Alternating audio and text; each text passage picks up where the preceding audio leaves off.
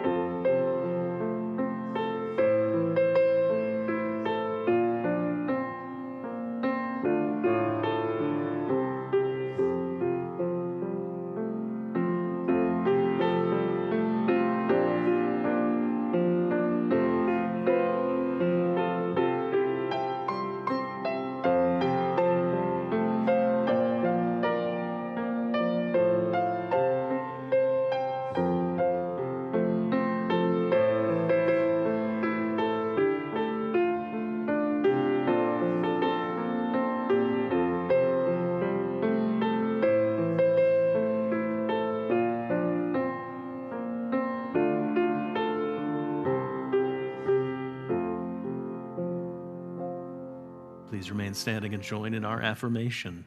Love is the doctrine of this church.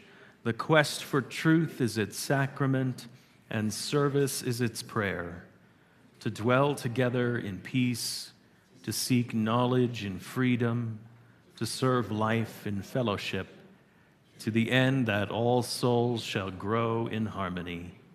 Thus do we covenant with each and with all. Please be seated.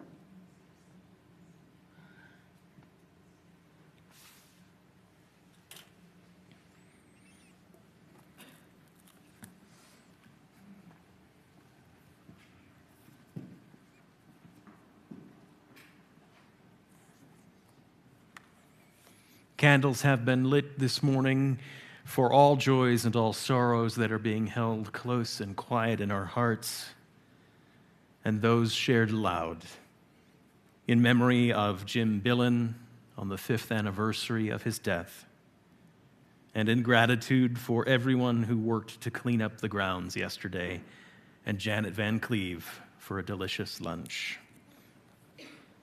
For all our joys, all our sorrows, whether we share them out loud or in the quiet of our hearts, let us be together in a moment of silence.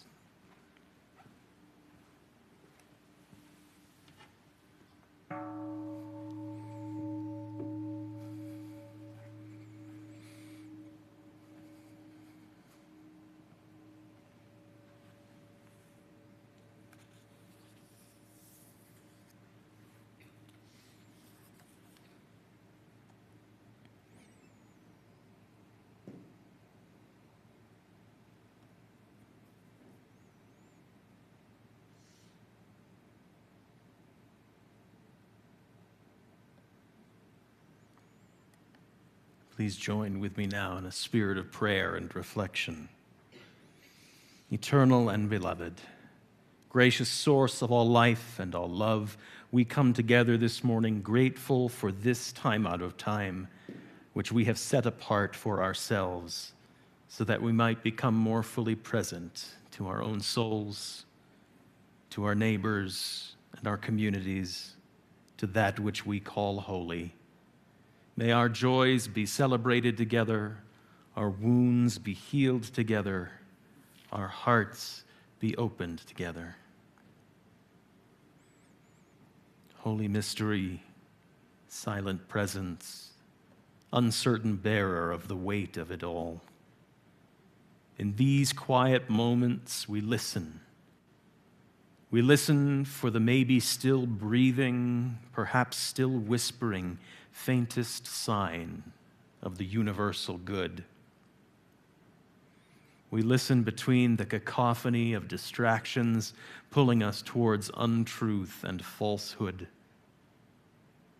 We listen amidst the shrill cries of desperation, of we've had enough, of when will they stop killing my people, of how much more will the waters rise, of when will it be safe to return to my home, of how much longer can I hang on. We listen and we wait. Through the tumult of these days, we seek assurance. We seek the fulfillment of a promise made to ourselves, a promise made to those we have been stretched to call neighbor, a promise written and enshrined and yet unfulfilled. Help us, abiding mystery, to hang on, to hold on when all is in question, when all is in doubt. Help us to stay firm to our own commitments and our own promises. Lead us back into connection, back into the bonds of humanity that help us to know each other as beloved. May we continue listening. May we keep watch. May we beckon love and justice and mercy with our own whispers, with our own shouts, with our cries, until all know themselves part of the circle of love. All this we pray in the names of those known and unknown, present and absent, remembered and forgotten, in the names of all the helpers of humankind. Amen.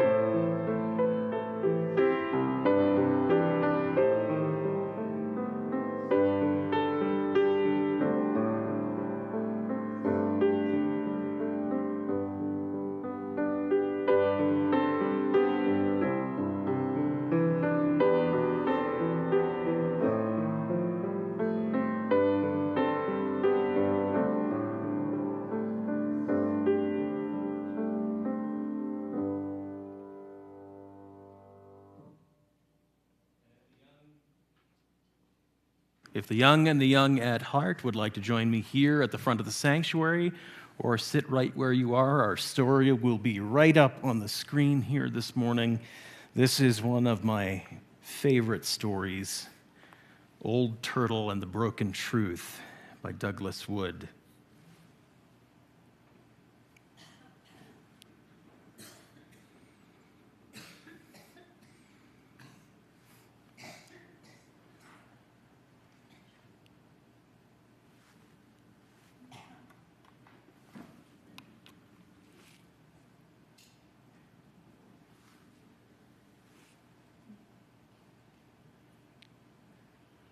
It worked in rehearsal.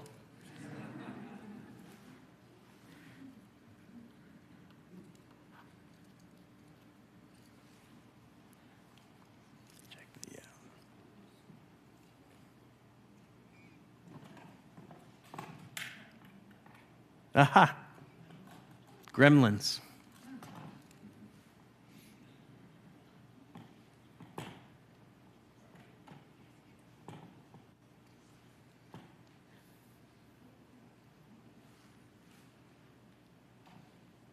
There we go.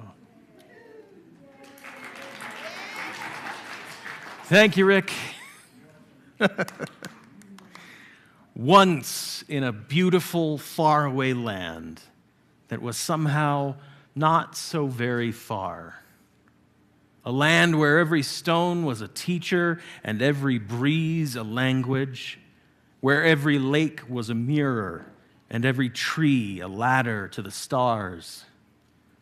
Into this far and lovely land there fell a truth.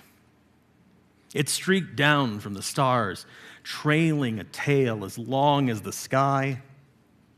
But as it fell, it broke. One of the pieces blazed off through the night sky, and the other fell to earth in the beautiful land. In the morning, Crow found the fallen piece. It seemed to be a sort of stone, shiny and pleasing to the eye. He picked it up. "This is a lovely truth," said Crow. "I will keep it." And he carried it away. But after he had held it for a while and examined it closely, Crow said, "This truth does not feel quite right. A part of it is missing. I will look for a whole one." He flew off and dropped it to the ground. Other creatures who liked shiny things soon noticed the truth as well. Fox, coyote, raccoon, each picked it up and carried it a while. But they too found that it had rough edges and was difficult to carry, and its sparkle soon lost its appeal. "We do not need this broken truth," they said.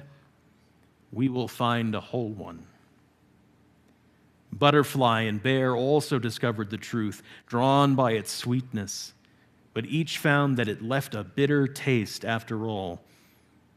There is something missing in this truth, they thought, and they left it alone. After a while, none of the creatures even noticed the broken truth anymore, and it lay on the ground forgotten. Then a human being found it.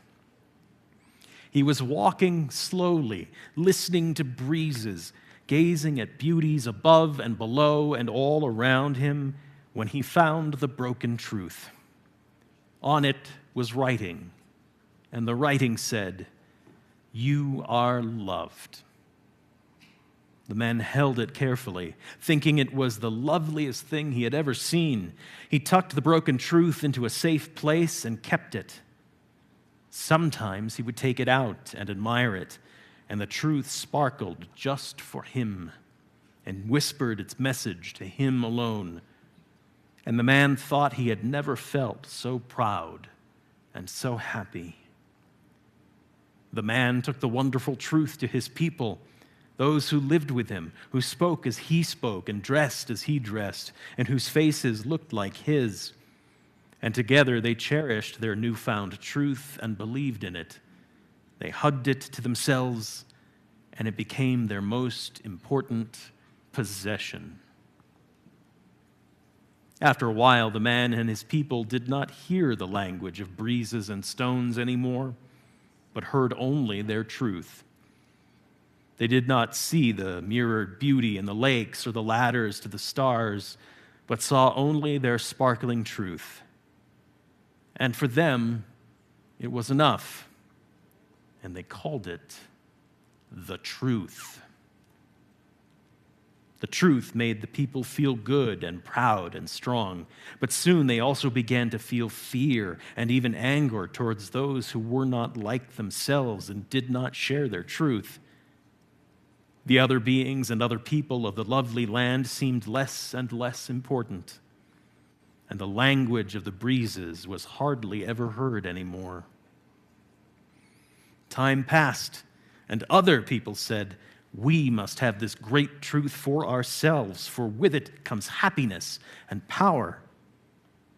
Many battles were fought, and the broken truth was won and lost over and over again. But such was its power and beauty that no one ever doubted it. And when they were without it, they felt a great emptiness where their truth had been. The stones and trees suffered. The breezes and waters suffered. And the animals and the earth, and most of all, the people suffered. Finally, the animals went to Old Turtle, ancient and wise as the mountains and seas themselves. Crow and fox went, coyote went, raccoon, butterfly, bear, and many others all went to see Old Turtle. "This truth the people quarrel over," they said. "We have all held it ourselves. It is broken and does not work. Please tell the people." "I'm sorry," answered Old Turtle, "but the people will not listen. They are not yet ready." And the suffering continued. Until one day, a little girl came to find Old Turtle. She had traveled very far, had crossed the mountains of imagining and the river of wondering why, had found her way through the forest of finding out. And when she had grown tired, she had ridden on the backs of animals or the wings of birds, and they helped her find her way. Finally, they came to a great hill in the very center of the world. From there, the little girl thought she had never seen so far or seen so much beauty. But when she saw Old Turtle, she could hardly speak. She simply looked with eyes full of wonder. "Why have you come so far to find me, little one?" asked Old Turtle. Her voice rumbled like faraway thunder, but was soft as the breeze through a caterpillar's whiskers. I wanted to ask a question," answered the little girl. "Where I live, the earth is sore, and the people are suffering. Battles are fought over and over again. People say it has always been this way and will never change. Can it change, Old Turtle? Can we make it change?" Old Turtle spoke. "The world you describe is not the world that has always been, little one." Then Old Turtle told of how the people had found the broken truth and the suffering it had caused. "It is because it is so close to a great whole truth that it has such beauty and that the people love it so," said Old Turtle. "It is the lost portion of that broken truth that the people need if the world is to be made whole again." "But where is the missing piece?" asked the little girl. "Can we put the truth back together again?" "First, my child," said Old Turtle, "remember that there are truths all around us and within us. They twinkle in the night sky and bloom upon the earth. They fall upon us every day, silent as the snow and gentle as the rain. The people, clutching their one truth, forgot that it is part of all the small and lovely truths of life. They no longer see these truths, no longer hear them. But perhaps, little one, you can." "I'll try," said the little girl. And she thought once more of her long journey. She looked upon all the beauty that surrounded her, from the far hills to the flowers beneath her feet.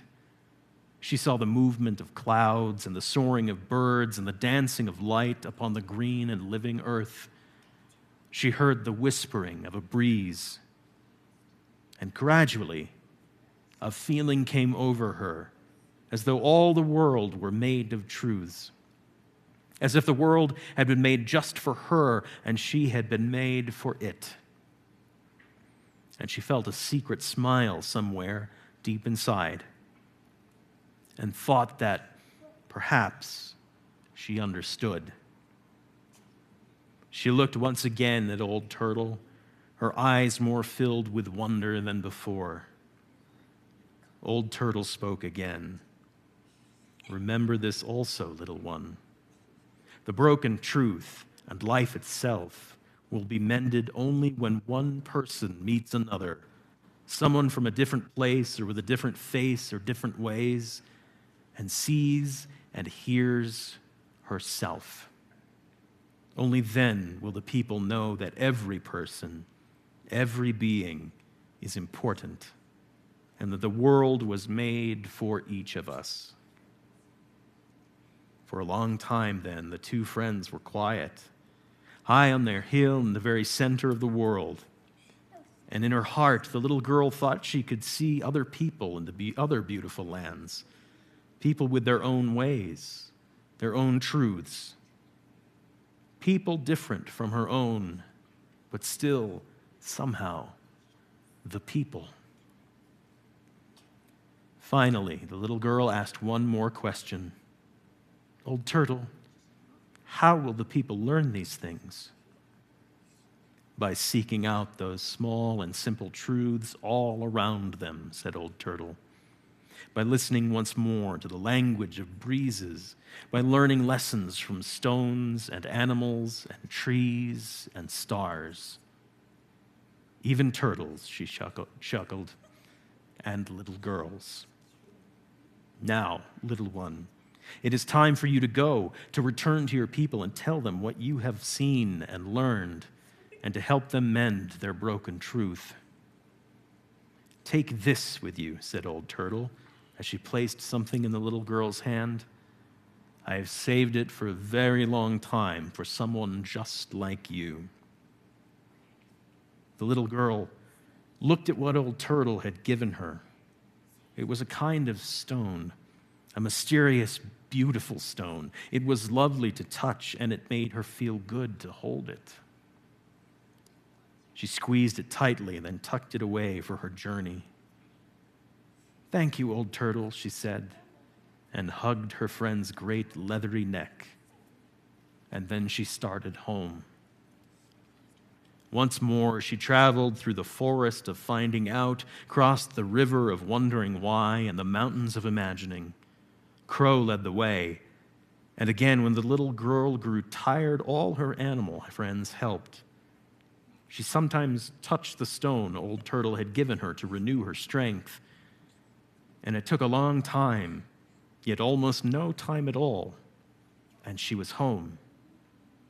But it had been a very long journey, and those who take great journeys of the heart are changed. The people did not recognize her, and when she spoke, they did not understand. She told them of her journey, but the people could not follow her words. She spoke of a world made of small and gentle truths, of all the peoples being one people, but they could not catch her meaning. She explained about the broken truth and the need to make it whole, but the people did not believe her and could not understand. Finally, Crow, seeing all that had happened, flew to the place high above the village where the great truth was kept, in a place where all could see it. He cawed and cawed in his loudest voice. And suddenly, the little girl knew what to do. She climbed to the high place herself. She took Old Turtle's stone from her pocket, carefully added the missing piece to the old broken one. The fit was perfect. The people looked and looked and looked. Some frowned, some smiled, some even laughed, and some cried, and they began to understand. Time passed, and upon the beautiful land, the trees climbed like ladders to the stars. The waters shone like mirrors, and the people saw their beauty. A breeze stirred, and they heard its music. Tiny truths fell by day and night, gentle as the rain and snow, and the people found them and kept them in their hearts. And slowly, as the people met other people different from themselves, they began to see themselves. And far away on a hill, in the very center of the world, Old Turtle smiled. And that is our story this morning.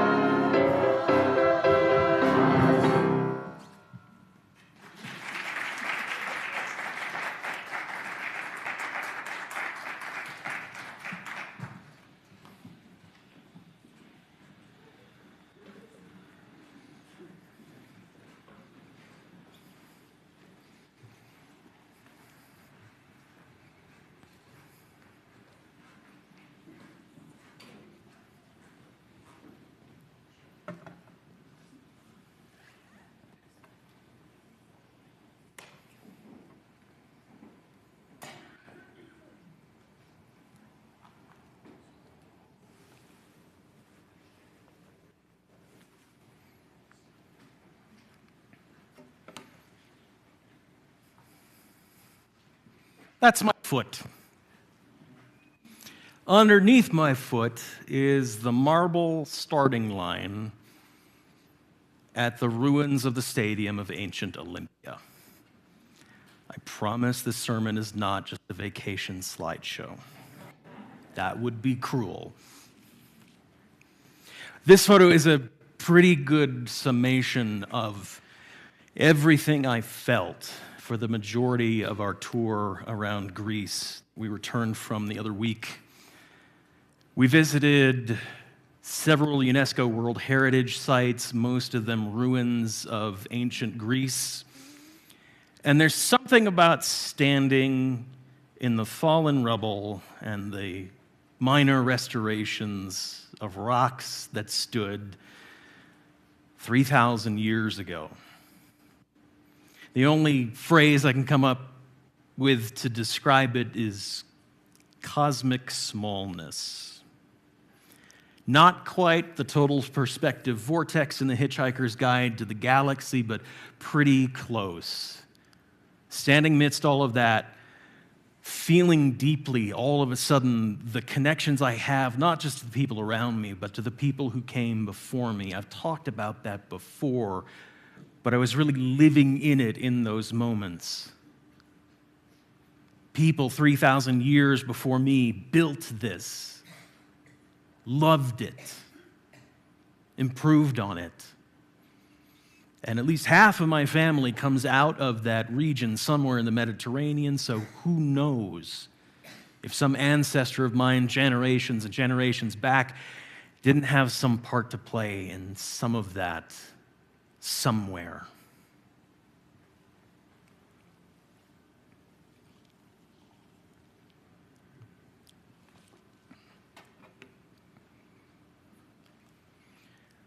These are part of the ruins of the temple of Apollo at Delphi. At the height of the Athenian Golden Age, when the Athenians were the primary culture of Greece, Delphi was the spiritual heart of that culture. People would travel for miles around for that one day a month when the oracle at Delphi was available to give you advice, to tell you about your future. No great decisions were made without consulting the oracle.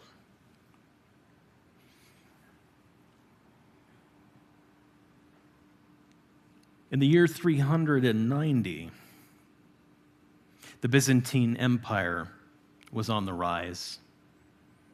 Christianity had been declared the official religion of empire. And after an earthquake had laid low a lot of the work of the buildings at Delphi, the Emperor Theodosius I decided that was a sign. And he sent his people to Delphi to dismantle all of the stones that remained, to take them and build a great church and a monastery on the site of the hill at Delphi, at Mount Parnassus. He was determined to wipe from the earth the memory of the old gods, the memory of that part of the Greek culture. He took great pleasure in erasing the name of Apollo from that spiritual site. And why did he do this? Well, I think part of the answer is another great Greek gift to all of us, the concept of hubris, the preferred character flaw of self-important people from the dawn of time. He had a truth. He had one story that he wanted to be the story, and he could not stand there to be some remnant of another story reminding people of who they might have used to have been. And so he razed it all to the ground and changed its very form to let it stand in place for his story, for the dominance of his truth. And that was true across the empire. The old gods they attempted to erase them. Old texts were not promulgated anymore. It is almost an accident of history that we still know any of this happened, any of this was part of our history as human beings, if it weren't for the monks. The monks had the old texts, and part of their work was to copy them over and over again. Not so they could sell copies of Virgil and Socrates and Plato and any of that, just because work was part of the prayer that they did. It was busy work. And through them, the texts survived. And because they survived, the stories survived, at least in part. And after a while, people started to wonder if maybe there weren't some truth behind these stories as well, not just the truth everybody was living at the time. People started to wonder if these were real places with real people. They started making educated guesses about where these places might have been. And in 1890, the excavation of the site at Delphi began. And people started to see how the holy city was laid out, where the buildings were, what the stones meant. They started to get a sense for what it was all used for. And so we have remnants standing today, and some recreated, because the story survived, and because people wanted to know if there was any truth behind it.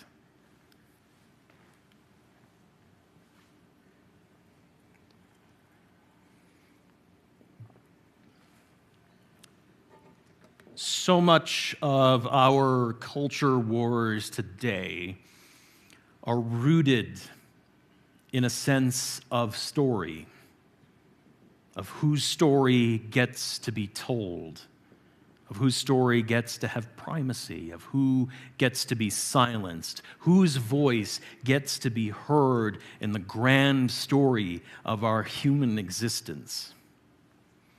We see it today taking the form of book bans, of censoring classroom textbooks, of punishing teachers for daring to teach what has been forbidden, in the creation of boogeymen to keep us scared, critical race theory. And why do we do this? Why this effort to silence the voices of those who have as much a part in the human story as any of us do? Hubris. The hubris that comes from wanting my story to be the one true story, and the fear of the challenge that is presented when other stories get to have a platform as well as our own. And I think of fear of that cosmic smallness that comes when you understand yourself to be part of something larger than you could ever imagine. That can feel like a lonely place to be. And even our own community is not immune from this culture war. This was going on while I was in Greece, and I was reading all about it, and I was a little upset that I wasn't there to be present at meetings or marches or any of that stuff, but I was very happy to see that people showed up when someone in our community tried to have a book pulled from our own public library, because they did not want other people to see the story, to hear the story, to know that this is as much part of our human story as whatever it is their one true story was. Now, the good news is the library board had policy all about this, and it was against their policy to remove the book, so they did not. But it was also heartening to see members of our own community showing up at the library board meeting, if not to speak, to at least be present in a way that said, we're not going to allow this in our community. Censorship is not a value in our community. Hatred and mistrust is not of value in our community. People showed up.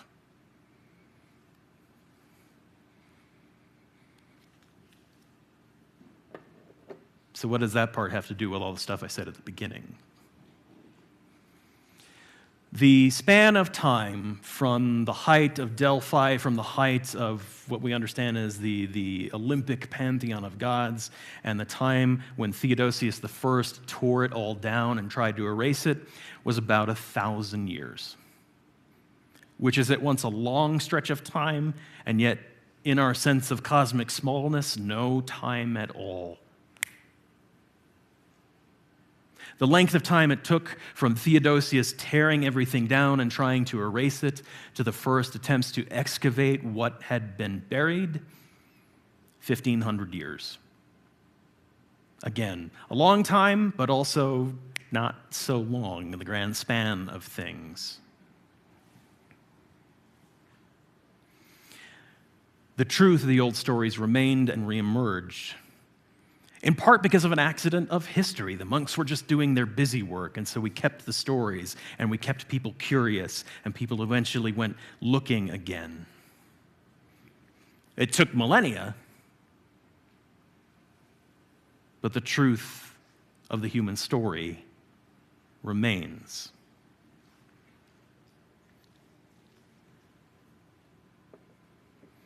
We're enamored with the thought of the arc of the moral universe, the arc of the history, bending towards justice.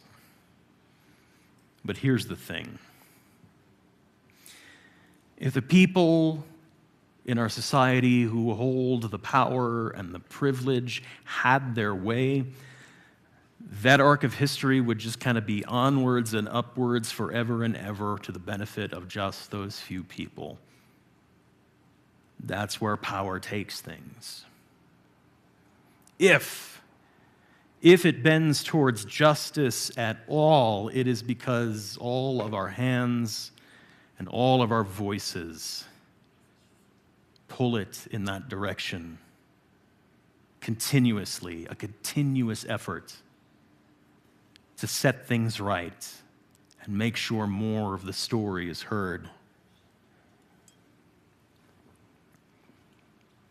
It bends because those marginalized in our culture and those who ally with them keep pulling, keep resisting the erasure of other people's stories. And we're seeing that happen everywhere right now, whether we're watching school children in Tennessee take the Tennessee State House to protest the lack of response to lax gun laws, or it's the resistance people show in Florida to every ban that is happening. It's educators fighting back against censorship in their own classrooms. It's all the grand gestures of civil disobedience we see in the face of those who are trying to silence the depth and the richness of all of the stories of our human experience. And it doesn't even take the grand gesture. Sometimes it is just about the showing up, just about the being present, letting your community here and now see what you stand for, see what you value, see what kind of community we all want to build together. There's no shame in welcoming other stories into the chorus of our great story. There's no shame in bringing the broken truth back together. You are loved, and so are they. There's nothing to fear in feeling cosmically small in the face of everything. Because in that smallness comes the perspective to recognize the place of your story in relativity to the place of everyone else's story. And in that perspective comes the strength to resist the silencing of all of those stories, to bend the arc toward justice, to keep the depth and the breadth of our human story unburied for now, for the people who live now, and for the people who will survive us 2,000 years from now. May it be so.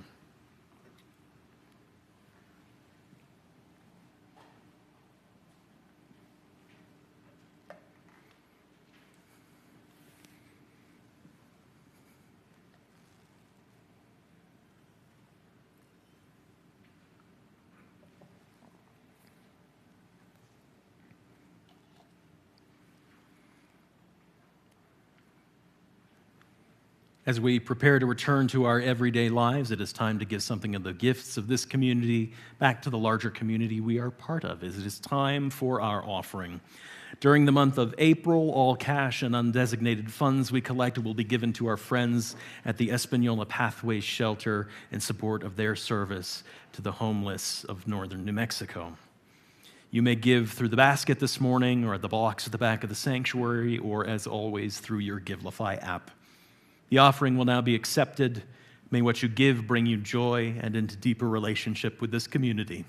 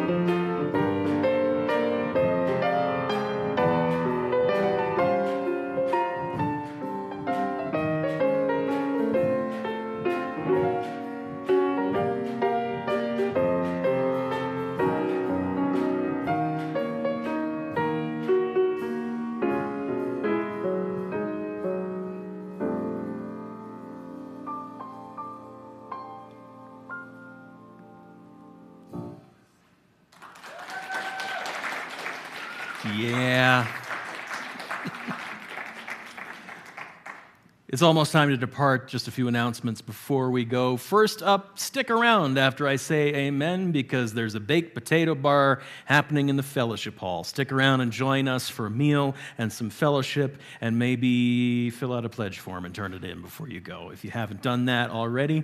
And then sometime shortly after the potato bar, or once I've had time to eat and get together and get ready, the first session of our Pathways to Membership class will take place right back in here in the sanctuary. I've had a couple of people respond and tell me they would like to come, but if you haven't, don't feel like you can't come. Stick around and join us for this first part as we talk about your own spiritual journeys and where you find yourself religiously today. And then next week we'll talk about the church's journey and where those things intersect and how you can get more involved and what membership actually means for us, so stick around. I mentioned pledges before. We really do want them back. We'd like them back by Sunday, the 30th of April, so we can actually know with some decent confidence what our budget for the next year is going to be without chasing our tails as we do some years. So please get those back in. And now would you all please rise in body or spirit and join us in hymn number 103.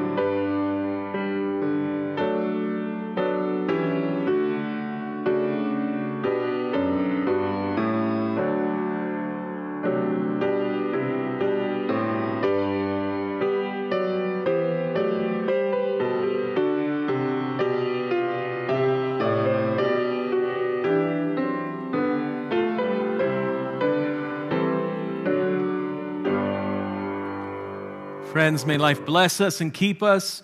May the light of life shine upon us and out from within us and be gracious to us and bring us peace. For this is the day. This is the one wild and precious life we have been given. So let us all find a way to rejoice and be glad in it. Go in peace.